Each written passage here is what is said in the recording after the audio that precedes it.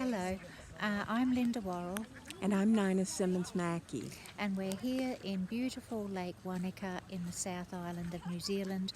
And we'd like to pay tribute to Audrey Holland by telling you about five things that we think Audrey would want you to do in clinical practice and research. So, the first one was about mentoring peers and really encouraging people to do what they thought was best.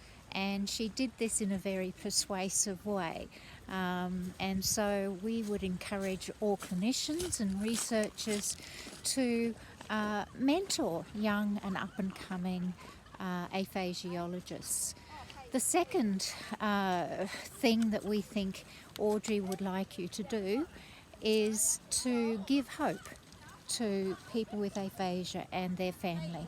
Yeah, so I think Audrey really had a knack for being positive and optimistic and encouraging people with aphasia and their family members to realize that it wasn't the end of the road but the beginning of a new path.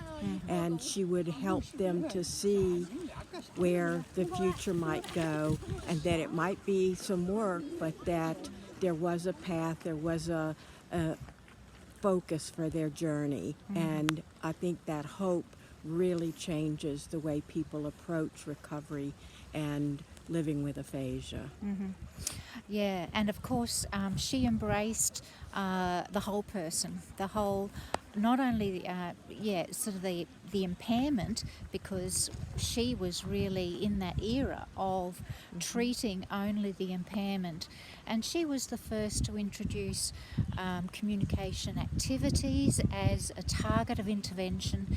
And then when the ICF came through and the AFROM came through, she embraced those and really sort of saw each and every person with aphasia as a whole person, not just a person with aphasia.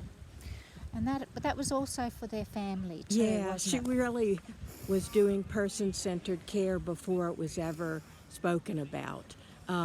So she believed in treating the whole person and including the family in everything. So she felt that the family was critical not just to support the person with aphasia, but to take care of themselves. So thinking about the health of the family was required to be there for the person with aphasia and to continue living a positive life. Sure. And finally, Audrey was a master clinician. I saw her working with aphasia groups. She loved aphasia groups and acknowledged the power of aphasia groups. And I know that she would encourage you to refer or to enable your patients with aphasia to find that power that exists within aphasia groups by either starting an aphasia group or referring them to an aphasia group. But we hope that aphasia clinicians and researchers take on Audrey's 5 things that Audrey would want you probably to do. Yep. And so we'd like you to think when you're struggling with what to do next, to think, what would Audrey do? Yeah, what would Audrey do? Okay then, thank you very much.